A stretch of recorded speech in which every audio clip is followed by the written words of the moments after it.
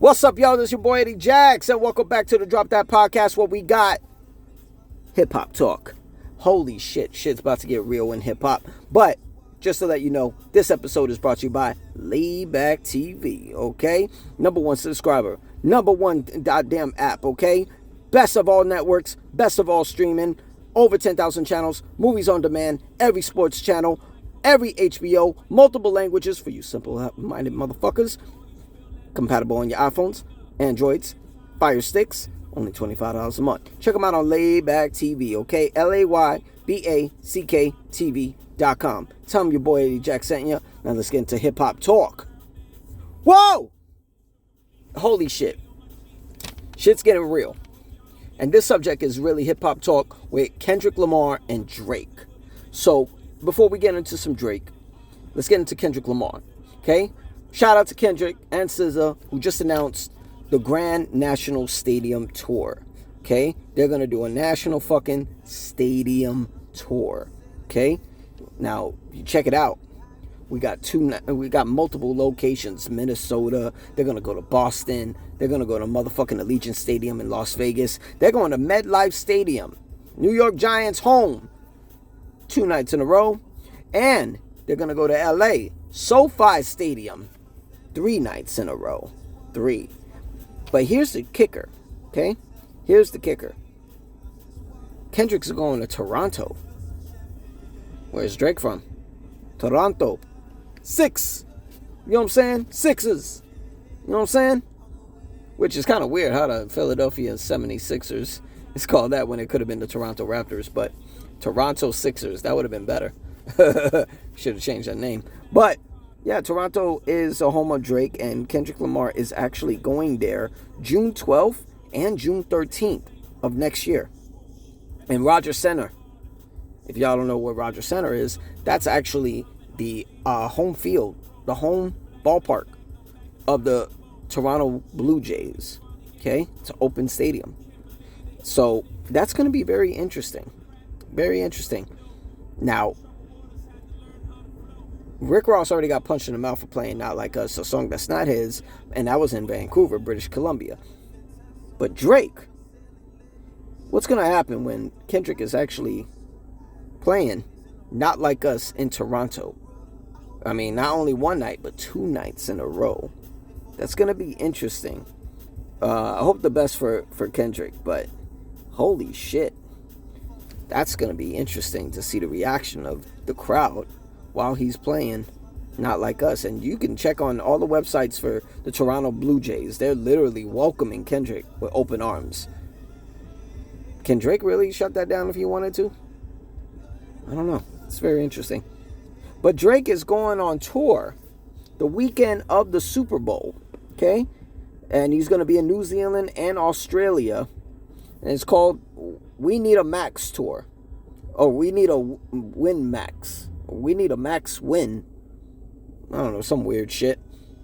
So, he's going to be out of town during the Super Bowl. Interesting that he picked that. But it's kind of interesting. I mean, we all know SoFi Stadium. Why not? You know what I mean? That's LA.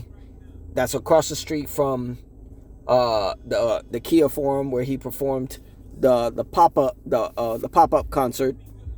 Or the pop-out concert, you know. With the entire, with DJ Head, DJ Mustard, the whole group of Black Hippie with J-Rock, Absol, and Schoolboy Q. You know what I'm saying? So, it's going to be interesting to see how this is going to go. I think it was a little premature to announce it, though. Maybe. I mean, it's December. I mean, if I'm Live Nation, and shout out to PG Lang and TDE, who are doing a joint together because they got SZA on it, who's a TDE artist. But we ever believe that Kendrick Lamar is doing a stadium tour where you're going to see the same logos, PG Lang and TDE. PG Lang is on a fucking roll with visuals. I can't wait to see what kind of show they're going to pull together, because if it's anything close to what the pop-out tour was, the pop-out concert, and Kendrick's set for that whole performance, it's going to be interesting. And that was only Amazon Prime with no promotion. So imagine how Super Bowl and how these concerts are going to be. It's going to be crazy. Toronto, I don't know.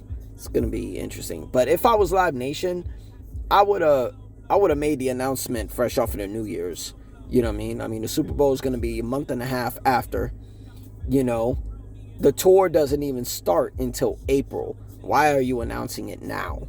You know what I mean? I think it was a little premature to announce this tour that's starting in 4 or 5 months. You know, this is going from April to June. You know what I mean? 2 months, 2 months straight, and 2 months after the Super Bowl. I would have announced this January, fresh off of Christmas and New Year's and shit, where everybody could like save up now. You know what I'm saying? Save up. So if I would have done it, I would have promoted it as in January, put it out, you know, put out the commercial, the announcement, and the locations. Then I will wait until the end of January to put out the sales. I mean, not sales, I'm sorry, put out tickets for sale. Because then a month later will be the Super Bowl. The Super Bowl is the demonstration on how I'm going to do these tours. That's what The Weeknd did. He showed you exactly what kind of picture he was painting. Now, it wasn't exactly, but he showed you, I can fuck with a stadium. Look what I did in Tampa Bay. Then what he did with the fucking After Hours Till Dawn tour. And it was a complete fucking cinematic experience. So I think that was the ball drop on Live Nation's part. They should have did better than that. They didn't need to do it that early. But I understand why they did. You know, they trying to piggyback off of GNX album that Kendrick put out, debut #1 on Billboard, 312 copies first week. I'm pretty sure it'll be gold by next year. But you know, shout out to them. Good thing. It's a good thing for hip hop. Moving on to Drake. So it's official. Drake, with his petitions, you know, has a court date to go against Spotify, UMG, known as Universal Music Group, and iHeartRadio. Now, you have to understand exactly what Drake is pertaining to, because he's saying that they're paid for bots. If you was to hit up Siri, you know, for Apple Music, saying, instead of playing Drake's album Certified Lover Boy, it'll put up Not Like Us, because it was lyrics in there. Certified Lover Boy, certified pedophile, wop, wop, wop. But also knows that, you know, if you don't know the name of the songs, which a lot of people don't, it can read up the lyrics. So you gotta be specific. So he's not suing Kendrick. He's suing Spotify, UMG, and iHeart. And that court date is on January 16th. Now, here's the shit. What happens if Drake wins or lose? If he wins and he basically can prove that they were paying for bots to promote and push Not Like Us so they can get Drake out the way, I mean, it could be some kind of pandemic in the music industry. You know what I'm saying? Like, you're exposing them. You know what I mean? So it might be good, it might be bad, because it's what the hell is what is going to be the reward out of this if Drake wins? Now, if he loses, why is he going to lose? What if UMG pull up some fucking documents that shows we didn't just, I mean, you say we did this for Kendrick, we did this for you. This is why you're in the spot. So it kind of hurts Drake's credibility if that were true. You know what I'm saying? Like, holy shit. You're going to expose Drake for the shit you were doing for him, where he got placed in this spot.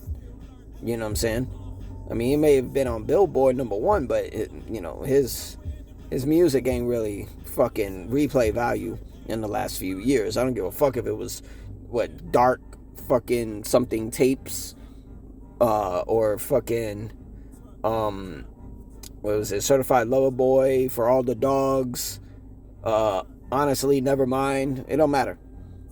They don't go into the category of Scorpion and Nothing Was the Same, Take Care, and so on. Or If You're Reading This Is Too Late. You know, no fucking replay value. Now, people want to like kind of speculate what Drake is doing this for. Is he doing this for money? You know, if his last deal with UMG was $400 million and he's trying to get to 6 or 7, I mean, this is a weird way to go about it. Or what if he's doing this to get out of his deal with UMG? You know what I mean? Because everybody battles in their own, when they're label mates. I mean, Universal Music Group, UMG, is up here as an umbrella. Under there goes Republic Records and Interscope Records. Republic has Drake. Kendrick is with Interscope. Label mates. Get it? So, I mean, maybe they'll settle where they can fucking, put a cease and desist or shut them the fuck up, where we can't talk about settling, or we can't talk about if this was true or not. Maybe. It's like, hey, shut the fuck up, Drake, and I'll let you out of your deal. I don't know. I mean, UMG put out a whole statement denying the allegations. I don't know if Spotify or iHeart did, but I don't see Drake winning. You're going up against 3 juggernauts. You know what I'm saying? UMG, come on now. I mean, you've done great for them, but look at UMG. Look at 3 motherfuckers they got. 3. As of right now, who they have. As of right now. Fuck that. 4. As of right now, who they got. 4. By May to January of next year, May of this year to January next year, 4 of their biggest juggernauts, other than you and UMG, Eminem, The Weeknd, Taylor Swift, Kendrick Lamar. Okay? That's just 4. So, I don't see what's the point. I mean, if he wins, this is a fucking huge dub. But if he loses, nobody expected him to win anyway. But it's like a defamation, shit, they could probably countersue him, I don't know. It's yet to be determined, but I guess we gotta wait a whole fucking month after the holidays just to get the results of what happens with this. But shout out to Kendrick, shout out to Drake. Yo, it's been an interesting state of hip-hop in the last 7 to 8 fucking months, okay? But this is the Drop That Podcast. This is your boy Eddie Jax of Hip Hop Talk, okay? Y'all subscribe to the page, like the page. Y'all already know what to do, all right? Y'all be cool. Peace.